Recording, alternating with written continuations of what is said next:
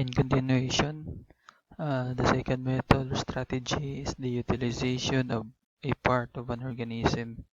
So, usgod na organismo ang ginagamit o baga parte lang niya. So, example ini is the cloning of animals. In cloning of animals, may din na duha ka techniques, embryo splitting and nuclear transfer. Didi sa embryo splitting, amo yun procedure. I-collect nimo ang egg, tapos fertilized by in vitro, tapos embryo is grown to 8 to 16 cells, tapos is-separate hiya, then separated cells grown into separate embryos, then embryos transplanted into surrogate mothers. May be used to clone any mammalian embryos including humans. So in embryo splitting, pwede inihiya sa humans. So didi embryo splitting. So remove other cell from sheep. Tapos remove DNA from unfertilized egg. So i-fuse nimo inihiya.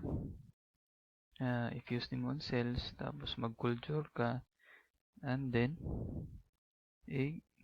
implant nimo sa isa kang surrogate mother or sheep. Tapos amo ni result clone of sheep X.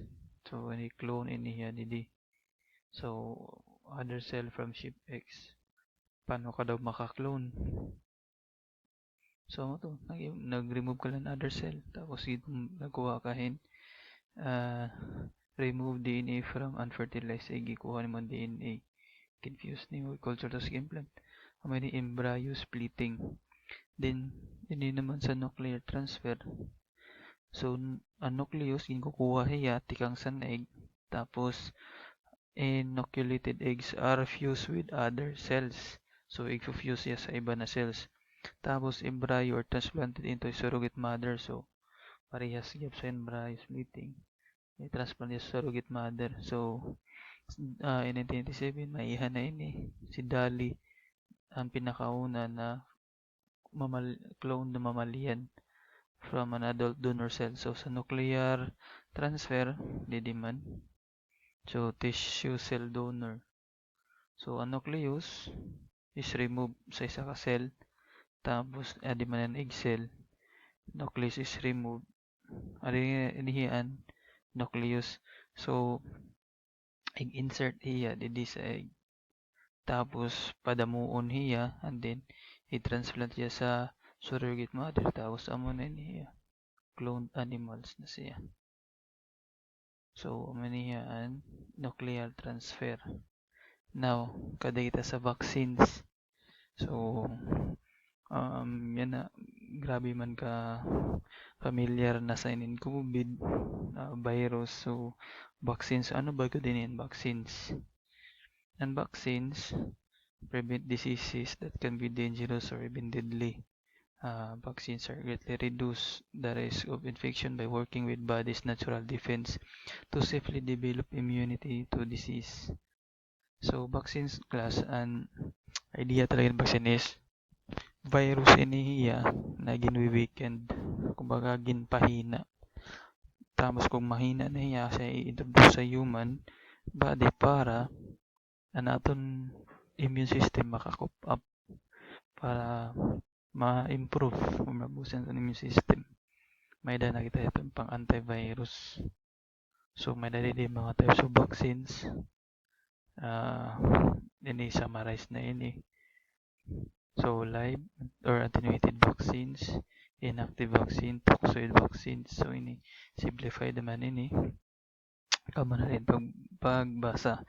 Tapos ini ang blood plasma. Since yan na pananori pa man itong maupay good na vaccine para sa COVID-19, inin blood plasma yan ay sikat ini ang maniging gagamit. Kaya mga tao na may infection sa virus, tapos nag-upay nga ni Hera, kanila dugo, pwede ni kuhanin plasma.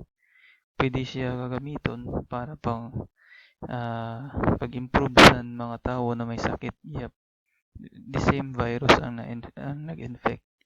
For example, yun na sa mga COVID, may daman mga nagsakit COVID tapos naka-recover. So, kuhaan nila yung blood plasma tapos i-introduce sa iba na tao. So, ang principle yun is, kung ma-introduce siya in blood plasma, posible, mag-upay gyapon na introducean. So, in blood plasma.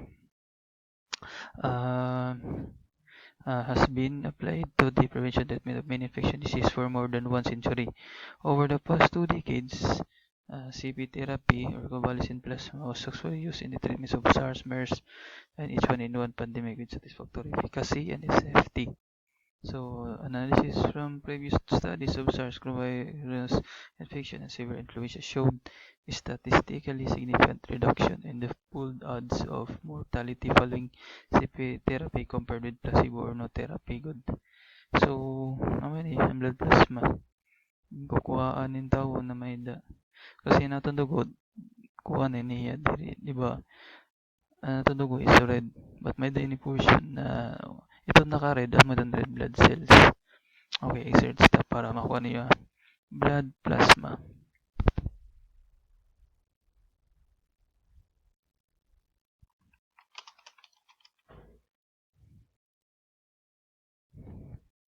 So,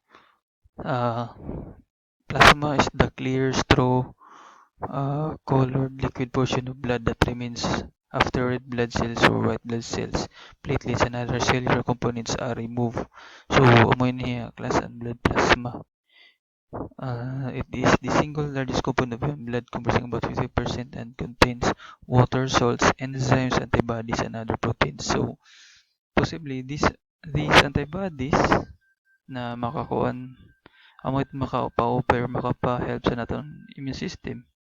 But iniya na mga blood plasmatic ang inisan mga tao na may viral infections na nag-uupay na. So, may niyan principle sa blood plasma. While sa vaccine, may niya mga weakened viruses or viruses na pwede mag-fight sa mga bacteria or viruses gyap. Okay, so para mag-improve ang immune system. And now, we have here the tissue culture. So, this is in relation sa naton kurso, agriculture. Tissue culture is very classical na din maihan na technology. So, ang principles like tissue culture, pinaka-common, ini saging, source plant. So, ang pinaka-base part iniya or bulbcorn or source of plant, the center portion iniya na bulbcorn is meristematic cells. Kung masaring kita na meristematic, meristematic is it is baga active siya na cells na ready for the cell division and growth.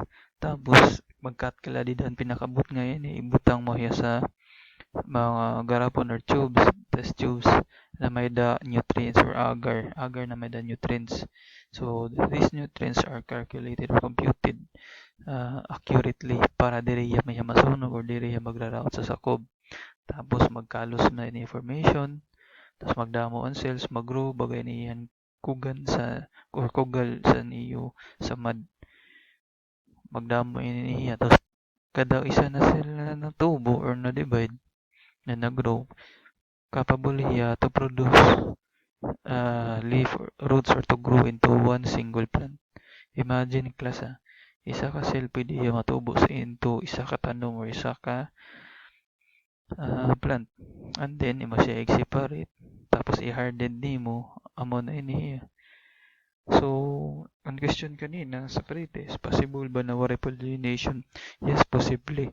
Na makamas produce ka isa ka tanom na wari good pollinations or wari seedlings gamit in tissue culture. So, magkuha ka lang in part na young or meristematic na part sa tanom tapos i-introduce mo lang sa nutrients iniya sa lab iniya naging grow nasakto gud sa nutrients tapos amo na niyan matatabo mag-grow into single plant. This is about the tissue culture. Then as a review, so the second method is utilization of a part of our organism. So hindi kabuuan ng isang organismo kundi parte lang niya pwedeng gamitin For example, sa review Clone of Animals kasi isang hayop mayroon siyang good quality tapos gusto mo siyang i-clone. Tapos, 'pag ito naman na characteristic niya andyan na pero hindi siya capable of hindi siya capable of raising a new offspring. Kaya i-introduce mo yung cells niya, yung characteristic niya sa iba. So ito yung mga surrogate mother. The same with this principle sa nuclear transfer.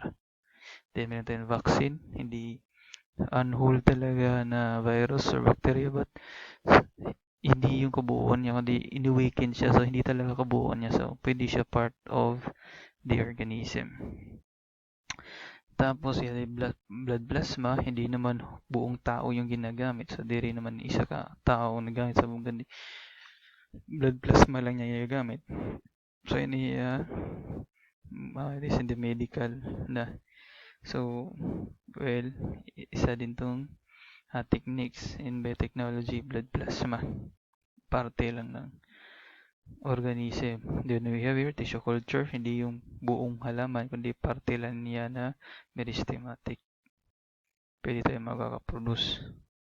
So, marami pa itong example class. So, kaya nalang magre-research kasi kukulangin tayo sa oras sa pagdi-discuss. Marami pa itong examples. Then next naman is the utilization of biological processes. So, sa susunod na ito na discussion.